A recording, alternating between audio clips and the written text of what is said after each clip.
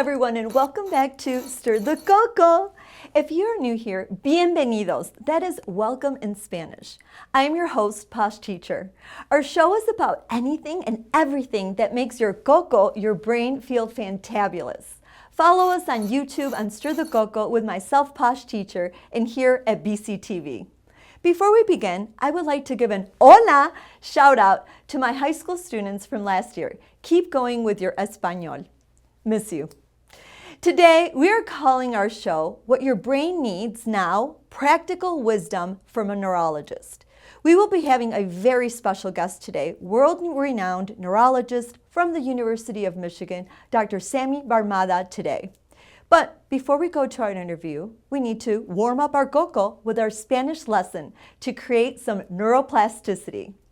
You're going to be amazed by the wealth of information you will learn today. So let's learn some reactionary Spanish idioms.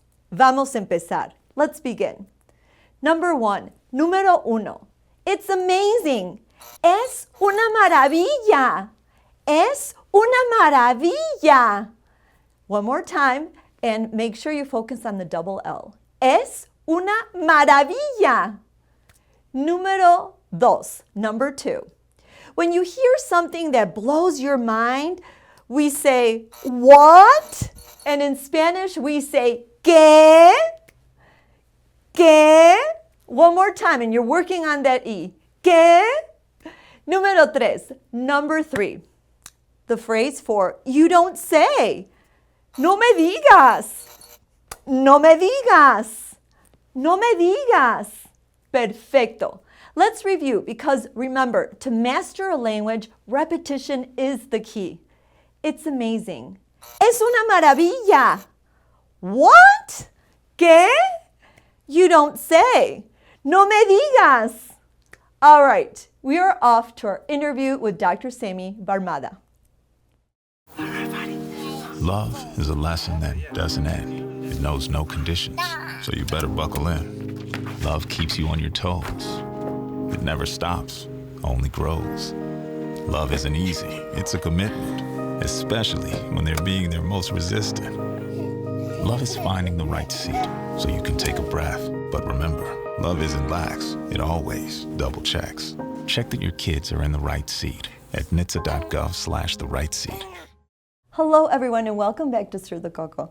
Today, we have a very special guest. We have Dr. Sami Barmada, and he is an internationally renowned neurologist, and also he is a leading researcher at the University of Michigan. Welcome to our program. Thanks Dr. for having me. Dr. Sami, we want to share with us your journey that led you to study the brain. Well, I think I had an early introduction to the brain. My parents were both physicians, and my mother was a neuropathologist, who's somebody who studies problems or diseases of the brain. And about the time when I was in college, she decided she wanted to go back to medical school and become a neurologist, actually. So she actually did another residency in neurology so that she could do two specialties. So a little bit of a overachiever. Wow. But you know, from the beginning, I think there's no other part of the body I think that was more interesting and fascinating than the brain. But it was actually reading a magazine when I was in college that really put me down this path, and it was an article about somebody who had just won the Nobel Prize in medicine. His name was Stan Prusiner. He won the Nobel Prize for something called mad cow disease, or Creutzfeldt-Jakob disease, which is just completely incredible from my point of view. And I decided that's the path that I wanted to take, and that's why I ended up going to medical school and afterwards doing research on the brain.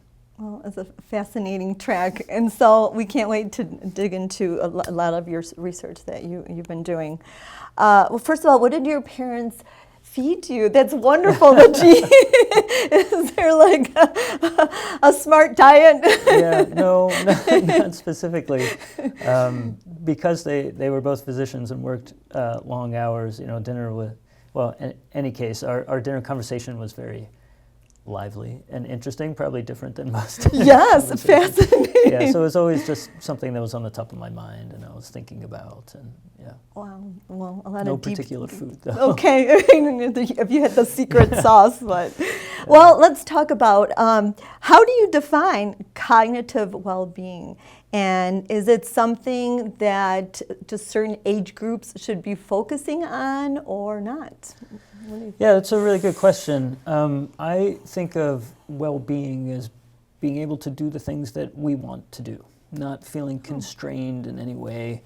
And that goes for physical well-being as well as cognitive well-being. I consider myself to be physically okay or fit if I can, if I wanted to run 3 miles, I can do that, right? Okay, and the same thing with thinking and memory. There's a certain level that I expect to be. I expect to remember names of my friends and families. I expect to be able to do my work and remember what I need to do and how to do it and how to interact with people. And so it really is being able to be, I guess, unfettered and being able to do what you want to do without experiencing problems that limit your ability to do that, if that makes sense. Yes, yes. So that starts at any age then? It very, very much can start at any age. And usually, I think is often the case with people, we take for granted everything that we can do, and we only notice problems when we're somehow unable to do the things that we have always been able to do or always wanted to do. Yeah. And so I think that we often don't realize there's a problem until it's too late and it's already interfering with what, our life and the things that we enjoy doing. So it's hard to think about prevention. It's hard to think about, starting to do the things that we need to do to maintain well-being even before there's a problem. So I was going to ask you then, what are lifestyle factors that we can be doing that can mostly influence our long-term cognitive well-being? Yeah, there's a lot actually that we can do. Okay. Starting today, no matter what age you are. Probably the single most important one is sleep. Oh, and again, it's the one. Tell us about that. Okay. It's the one that we, especially I think in our society, it's the one that we put the least emphasis on. Yes. Yes. And that's because we're so busy. There are so many things that can interfere with the sleep that we need to get.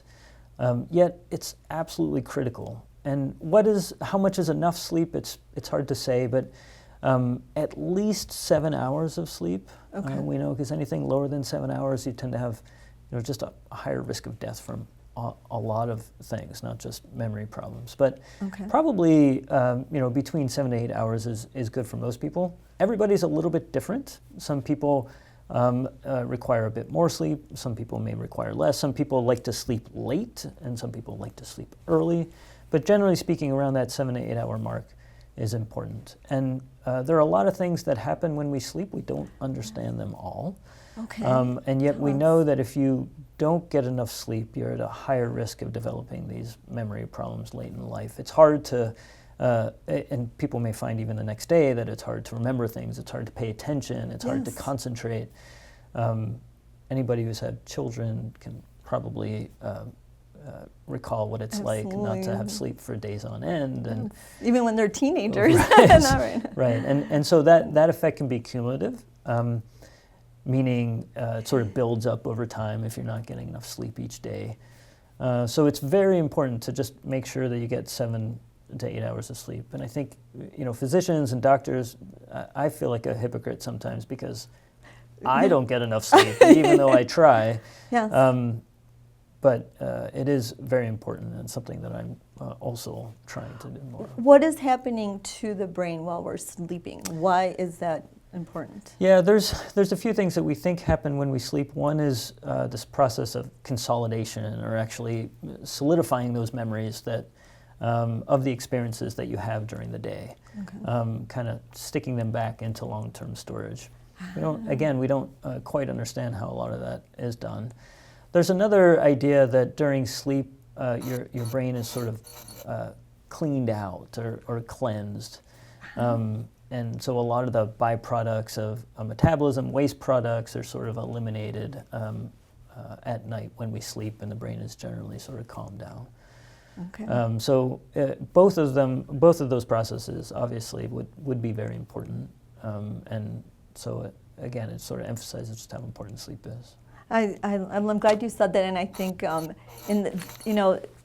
you have people that are like, oh, you gotta go to bed so early, and mock people for doing that. But I think that has to I would turn that around right? and say it's good for me, it's good for my brain, and maybe you can even say my doctor told me I had to get perfect. They like that doctor's orders. Okay, that's right. So then, so there's also other things. Speaking of sleeping, people talk about mushrooms, and that's come out a lot. You can buy this, cocoa with mushroom, extracts. Mm-hmm. Is that good or bad? Are there risks? So there's been a lot of attention on mushrooms, and actually the psychedelics, these sort of drugs or compounds that are in the mushrooms that probably mediate the effects, are probably responsible for a lot of the effects of mushrooms. And these are pretty controversial, but we know that some of those psychedelics, including psilocybin that's in mushrooms, they can actually be helpful for people with anxiety and depression. They're not without side effects, so getting tired, nausea, vomiting. Sometimes they can even induce hallucinations. So certainly not without side effects, and we're still trying to get a handle on who experiences those side effects and how to avoid them. Now, whether or not they actually help prevent or treat memory problems is still very unclear. Okay. There is some research on that right now, but just considering the links between depression, anxiety, and memory problems, I think even if we are able to conclude that the psychedelics improve our mood, they can have a beneficial impact on memory disorders like Alzheimer's. And the way I can talk about that a little bit more because mood is very important for memory, and it's hard to sort of, I guess, understand this on face value, but yes. A lot of people who have severe depression can be misdiagnosed or misinterpreted as having a memory problem like Alzheimer's disease. And on the flip side of it, a lot of people with Alzheimer's disease look like and suffer from a lot of the symptoms of depression. So there's a close connection. And one part of that is because one of the things that we need to form memories, we need to be able to concentrate or pay attention, right? If I'm not paying attention, it doesn't matter what other people are saying, because I'm not gonna remember it, or I'm not even going to hear it, right? I mean, some people may see this in children, attention deficit hyperactivity disorder. Yes. Some people may see it in married adults when they're not paying attention to their spouse, but and it can look like a memory problem. Right? Because you don't remember what other people told you, but it's because you weren't paying attention, right? And so this is where there's some overlap between things like anxiety and depression, because our attention is somewhere else. If I'm anxious, I'm worried about something, I'm nervous, my mind is not attending to what is in front of me, and so I don't hear it, and it doesn't go in the memory banks. Depression is somewhat similar, where you're sort of you're thinking about everything that's happening to you, you're just not able to pay attention to what's happening around you. And so it looks like a memory problem. Wow. Attention is kind of the gatekeeper for memory. If you can't pay attention, you're not going to be able to remember anything. So. And for paying attention, what do people need to do to, techniques or things that... Right. Yeah. I think that's very challenging. There are whole specialties of what's called cognitive behavioral therapy that can help people develop strategies to pay more attention. Yeah. Sometimes for children, at least, with attention deficit disorder, there are medications that can help. Sometimes it's a matter of resolving the issues that are impacting, that are causing the inattention. And that's where we come back to like the psychedelics, right? And so if there is a problem with anxiety or depression that's keeping you from paying attention and it's impacting your memory, then that's where mushrooms or the psychedelics can help. No, Potentially help. Yes. This really helped us understand that. I never knew the connection between mood and your attention. Well, speaking of attention, in today's society, we have a lot of technology. Is it rewiring our brain? Is it taking away from focus? Even earbuds, they say, can be, bad, or are they bad for their brain? All this technology.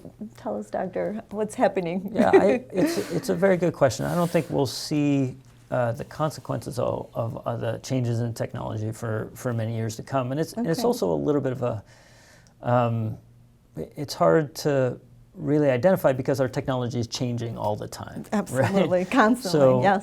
It's hard to put your finger on exactly what the problems are and what they may lead to in the future.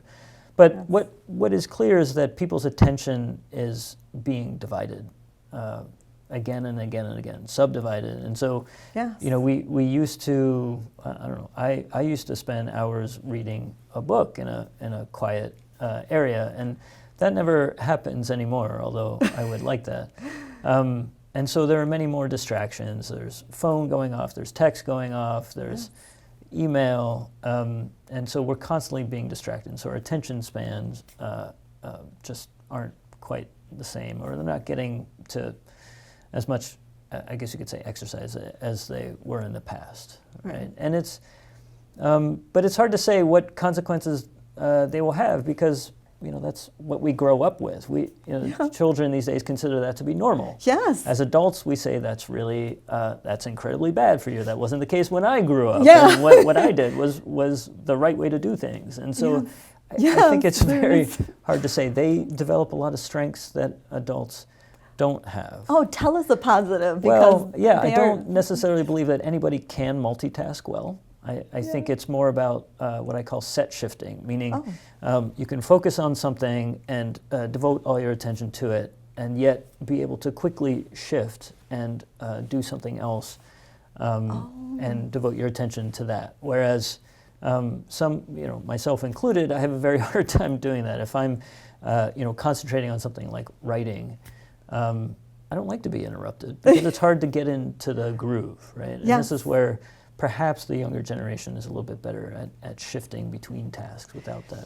Well, doctor, so then this might, and this was a side little question I was going to ask you, but with my students, sometimes we had this conversation that when you're at a red light and you're sending a text, they're like, I'm at a red light. I'm my car stopped, I'm sending a text. But I'm like, well, doesn't the brain take a moment to recalibrate if, it's green light, now I need to focus on driving? Is that... I agree with you. It does take some time to recalibrate. What that time is probably differs between people. And here's where I would really strongly discourage anybody from doing any of this in the car. Yes. It's different when you're at home and you're writing and you answer a text versus being in a car and you're driving a 2,000 pound machine that can cause extraordinary damage to other people or other things. So there's a little bit bit of difference in terms of the consequences if it doesn't work out. And so that's not the place to experiment. Yes. In my mind, we should just take all distractions out as much as possible because you are in a car. Let's face it, you are constantly multitasking. You're looking at your rear view mirror, you're looking at your side view mirror, you're looking in front of you, you're thinking about where your foot is, you're thinking about when you need to accelerate or brake or when you need to turn. So there are already so many things that are dividing your attention, we don't need any more. That's good. Yeah. Okay, thank you. To throw that in to say, what you thought about that. Well, let's dig into your research, doctor, because you work well. I want you to explain to our audience, but with ALS and FTD, explain what that is and how the breakthroughs or what it does to the brain. So I'm happy to. I think that, again, during medical school, there were, you're sort of inundated with information. And one of the things that I remember most from medical school was learning about this condition called ALS, or amyotrophic lateral sclerosis. We call it Lou Gehrig's disease because Lou Gehrig was probably one of the better known people who developed it. Now people may know Stephen Hawking more, but we're not going to call it Hawking's disease just yet. But I think, what really struck me was Lou Gehrig. He was a baseball player at the height of his career as a professional athlete in his 30s when he developed this condition. And you can even go on MLB website and you can track his RBI, and you can see it just drop precipitously. So he went from being prime physical condition to being in bed and actually passing away in 3 years. Wow. So it's an incredibly devastating condition. Sometimes faster, sometimes slower. But one of the things that is most horrible about it, at least what we were taught, was that it's all the worse because people are cognitively intact, meaning they have no memory problems and they realize what's going on and that they are unable to do anything about it. And it turns out that that's not always the case. So about half of people have changes in their behavior, or personality, or language that at the time we just didn't necessarily recognize. And now we sort of collectively call those frontotemporal dementia. Oh. And frontotemporal dementia, or FTD, is not your typical sort of dementia. And it's when we hear the word dementia, which I think is a loaded word, yes. It has a lot of meaning. When we hear it, we think unable to remember, unable to do, even participate in family gatherings or interact with other people as much. Right. But frontotemporal dementia is very different in that people may develop inappropriate behavior. They'll say and do things that they wouldn't necessarily do. Can lead to very socially inappropriate or awkward situations. They may develop new obsessions. For instance, there was a man who developed an obsession with glass jugs, and he would actually leave his work and go to antique stores just to find glass jugs and hoard them. And so it really interfered with his daily activities. And do we call that dementia? Right? It's very strange. Some people might say that's more in the realm of, say, a psychiatric disorder. Yes. OCD, or I don't know. Exactly, right. Yeah, and so there's a really profound overlap between some neurologic conditions like frontotemporal dementia and some psychiatric conditions like schizophrenia or OCD. Yeah. And the bottom line is that it all comes down to the brain and the parts of the brain that are affected. And if it's affecting the part of your brain that helps regulate our behavior or response to others, yes. It shows up as these very awkward, inappropriate behaviors. Yes. But what is the cause of it, right? And in psychiatric disorders, we can't always find a cause. And in frontotemporal dementia, we have tools like, say, MRI, or something called a PET scan, or now these things called biomarkers that let us measure these processes in people, and so we can say that this is a degenerative disease due to the loss of cells in the brain. And that's why we can call it frontotemporal dementia. And it has a different course, one that we can recognize over time. Okay. And it usually these conditions like frontotemporal dementia appear late in life, in your 50s or 60s, rather than 20s or 30s that you might find in people with psychiatric disorders. So there are differences, but there are also a lot of overlap. And it makes it very hard to recognize and to treat appropriately as much as we can. So those things just sort of scream to me that we need more. More research. We need more, right? We need to understand more. And what really, I think the final thing that did it for me was realizing that these two conditions that we learned about separately are actually linked in terms of what may be responsible, what may be causing them.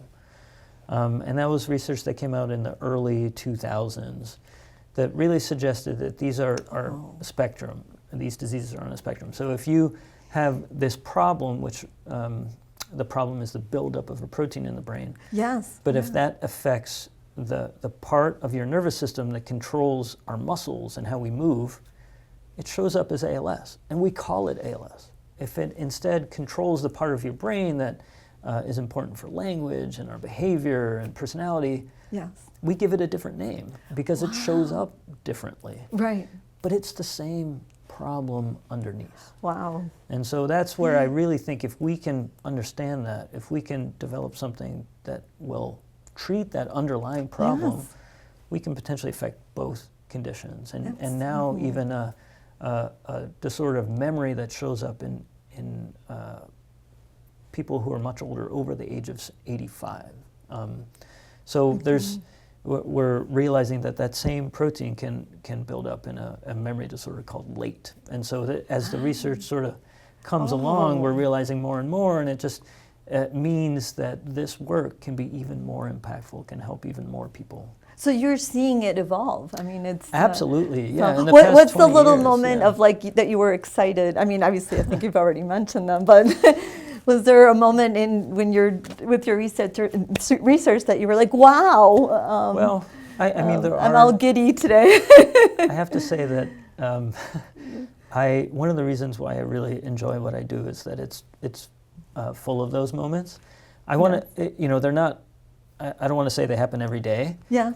Because most of research is failure, but that makes those moments that Yeah. much more exciting. Yes. But I think one of the events that really made me excited to do what I'm doing and very optimistic about how things will change, there were two moments.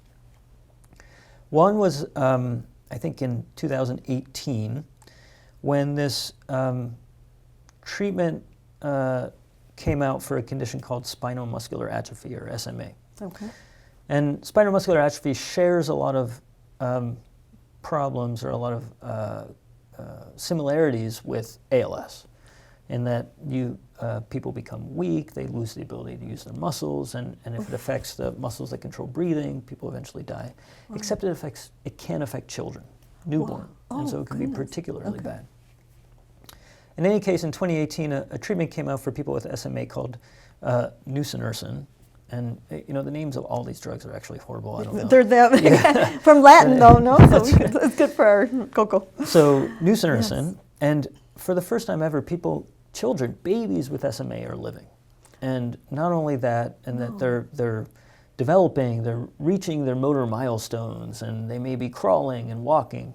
Maybe they're not absolutely normal, but now they're actually living, right? And so that says that this research is going somewhere. Absolutely. And we're able to make a difference, right? Yes. And when I first heard about this, there were people in the room that I was in. It was a meeting, and some of the neurologists in the room were really, they had tears in their eyes, because it was the first time that we're able to make a difference like that. Absolutely, in a human being. That's right. And fast forward to just a couple years ago, when people tested a similar treatment in people with ALS. Now, this is a small subset of people with ALS that have a inherited disease due to a mutation. It's a medication called tofersen.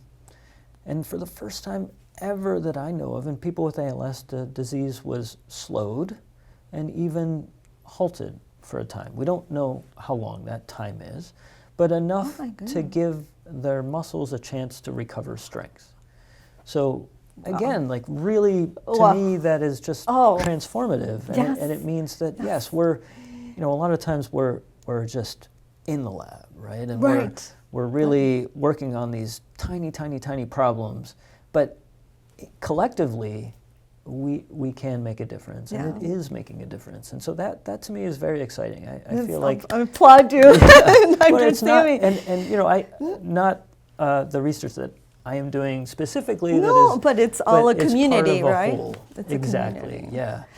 So, I mean, Dr. Sami, so with all this research, the one that just came out from Harvard Medical, that lower lithium in the human brain and a connection with Alzheimer's, what are your thoughts on that? Yeah, that's research. really interesting. So Hot off the press. It turns out there are decades of research linking lithium to actually behavior and psychiatric disorders. So probably the best known link is with a condition called bipolar disorder. Okay, yes. In which people have manic episodes interspersed with depression, or some more so than others.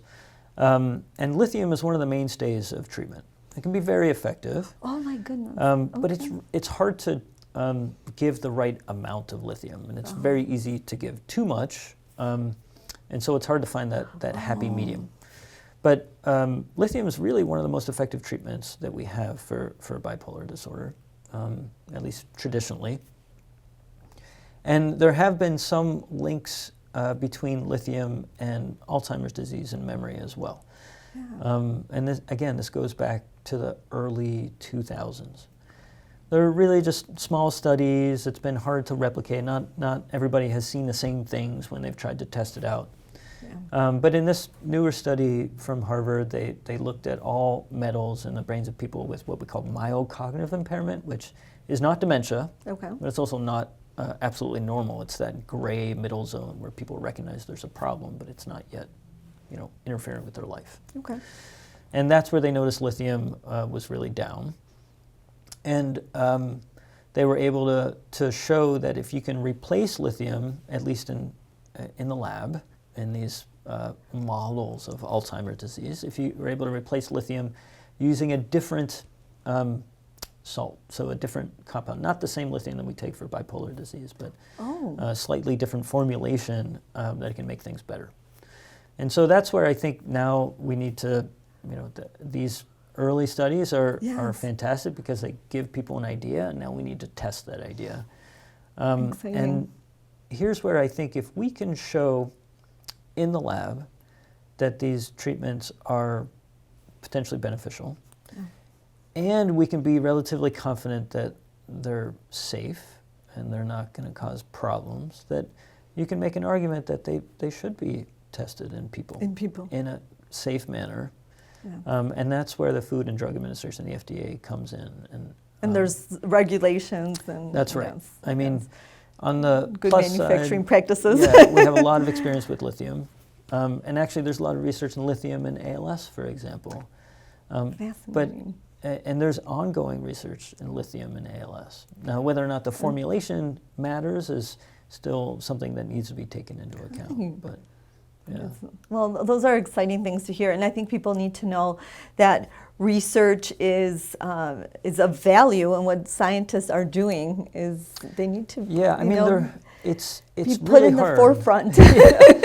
Well, but again, like most of research fails, right? So it can be on one side. I think we're moving incredibly fast, right? We're testing so many different things. We have so many ideas, and many of them are very exciting. Yes.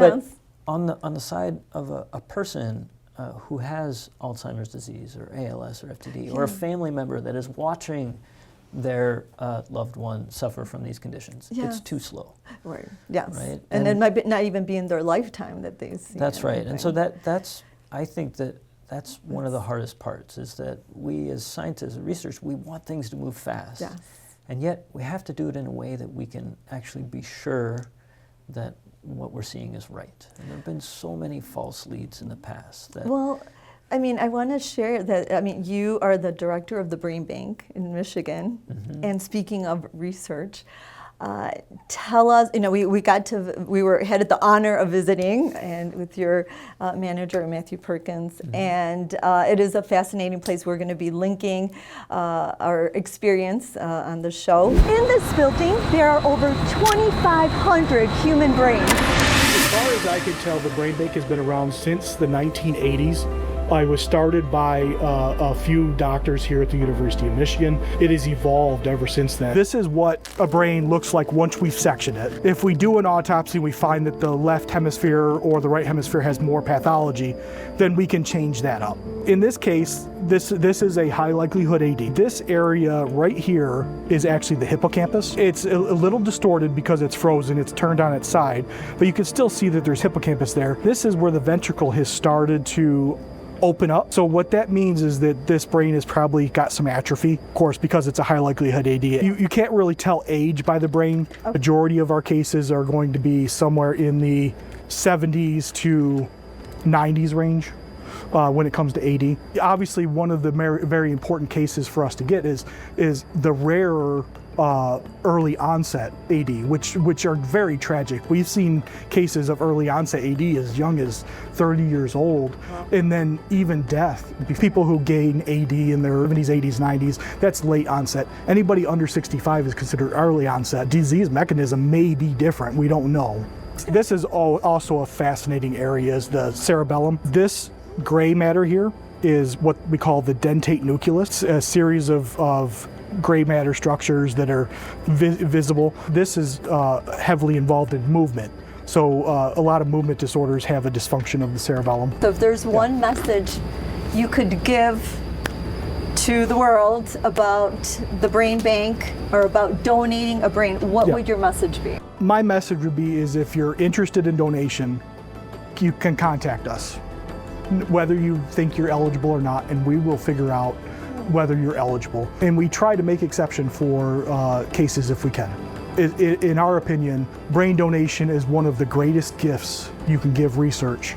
It is vital for future research and cure discovery to have this autopsy tissue. Tell us, why does the Michigan Brain Bank exist? Right. Yes, so tell us why.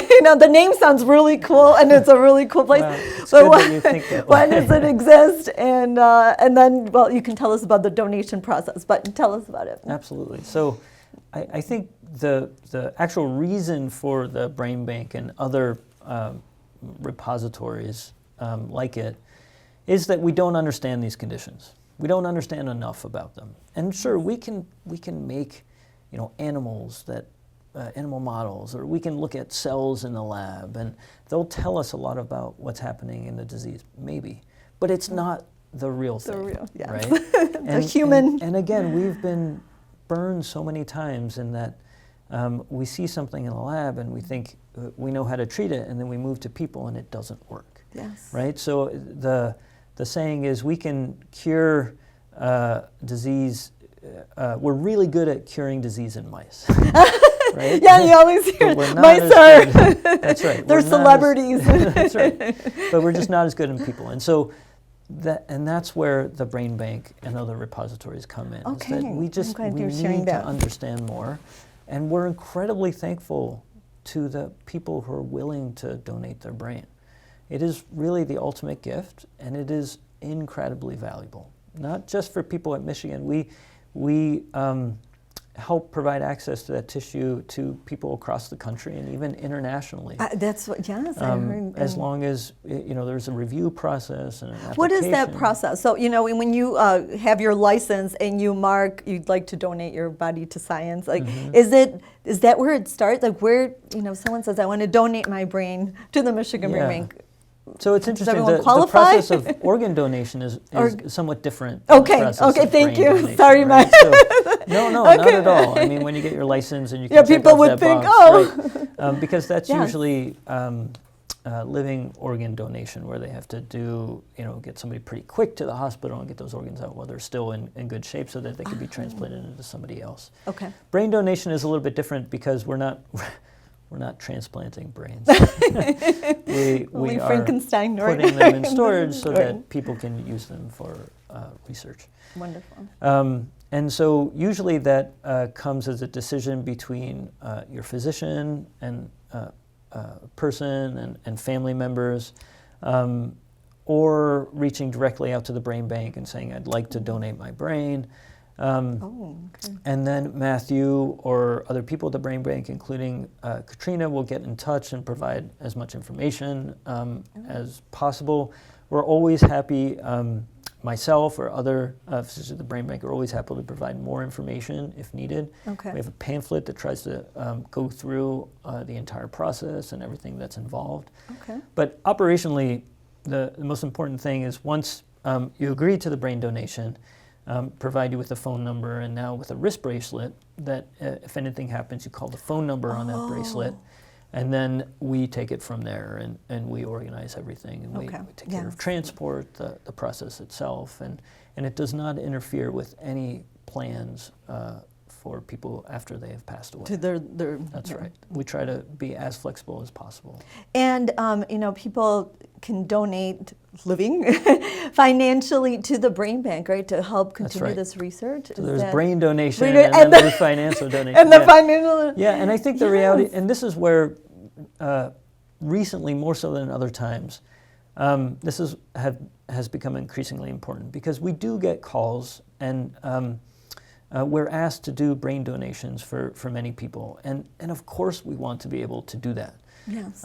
But it takes resources, and right now we actually have to turn away a fair number of people, which is incredibly, from my standpoint, Wow. and all As of a us, scientist. it's really hard because of course we want to accept that yes, gift. the more the better. Right, but the cost involved of the transportation and the extraction and everything afterwards, because we have to actually look at the brain under the microscope in conjunction with the neuropathologist at the hospital. And so all of those things aren't free. Right. And we do the best we can, but we still end up having to turn away people. But with the more donations we have, the more we can say yes. And the science more- can evolve exactly, more. You exactly. could be that those brains you turned away that could have brought more information. That's right. And we're seeking other avenues where, for instance, you mentioned the organ donation. There's we are considering working with the people who manage the organ donation to try to do the brain extraction at the same time for people who would like to do so. So that could help the process. Right. So we're always exploring other avenues that can help. Well, Doctor, we've been honored to have you, but we can't let you leave without learning some Spanish. And actually, before I grab my manzana, just to share, is learning a foreign language something that is good for the brain? Tell us the truth. So I didn't get to talk about all the things that we can do to help please prevent tell us. memory problems as Tell we us. age. I talked about sleep, Yes. right, which is probably please one of the most add important. more things. What can we do to help prevent memory loss? But there are Thank at you. least two others that I do want to mention. Yes. One of them is regular physical activity. And so 20 or 30 minutes a day, aerobic exercise is outstanding. And we know that the people who do participate in regular activity, they live longer. They That's the fact. are stronger as in their old age, and they have less memory problems. They also have lower incidence of other things like diabetes and blood pressure and cholesterol. So a little bit of exercise a day goes a long way. And what counts as exercise? Because some of, know, anything that older gets your folks- heart rate up. Okay. Essentially. Okay. Yeah. So that's it. Yeah. Walking is outstanding. Okay. Yeah. As long as you're getting your heart rate up. Okay. The other thing we can do is exercise your mind. So in the same way you exercise your body, you want to give your mind a workout. And this is where I think many of us, after we get out of school, we fall into ruts. We do the same thing every day. Absolutely. And we're really good at what we do, but we're not exercising or using other parts of our brain. Learning a language is a perfect example. It is hard, and it makes you work. That is making your brain exercise, that work. We tend to avoid that kind of work as adults because it's hard. But that's the kind of feeling that I think we need to become more accustomed to. That is your brain exercising, and that is good. Learning a language, learning a musical instrument, those are all things that are really challenging and frustrating, Yes. and yet with practice and diligence you get better. That is your mind adapting. That's good. So you said it's like a muscle if you don't use it. That's right. I love Just how like the muscles analogy of you your made. body, if you want your muscles to be strong, you have to use them. Well, I'm going to use my muscles here for a second and grab your question then, Dr. Sami. This is La Manzana, the apple, and we always pick a question for our guests. So I will read your question to you. If you could sit down for coffee with any part of the brain, which part would it be, and what would you ask it? Well, that's a really outstanding question. There are many parts of the brain. And assuming each of those parts of the brain could talk. Yes. This is anything's possible with this one. Yeah. I guess I'd have to sit down with my frontal lobes. Okay. and not just because I study frontotemporal dementia that affects your frontal lobe, but I think it's also, there are many different regions of the frontal lobes that are very important. But in general, you can think of this part of the brain as sort of regulating our behavior. And a lot of us have thoughts or impulses, things that we want to do, or thinking in our head, but it doesn't necessarily translate into what we do. Yes. And that's your frontal lobes. Okay. And in the same way, when you speak or other people speak, and then I have to sort of decide how I'm going to respond, that's the frontal lobes. And so I'd like to know how they do that, and how I can make that a little bit more efficient at times. We'll put the request in. That's right. That's right. How can I help out? Help out. Yeah. Well, thank you, Doctor. Well, we'll let you know if we got an answer for you. But in the meantime, we're going to teach you a Spanish word that means "you don't say," related to your question here. So the phrase in Spanish for "you don't say" is "no me digas." So, no me digas. Oh, muy bien, muy bien. So, no me digas, no way. So even in your lab, well, wow, this happened. No me digas. Right. I think it's related to French. Je ne sais quoi. Oui, tu parles français. Un peu, je parle un peu. Oh, ça c'est très bien. Je parle depuis 20 ans. Oh, alors, ça c'est très bien. Moi aussi, je l'étudie à l'école. Oh, c'est très bien. Well, alors,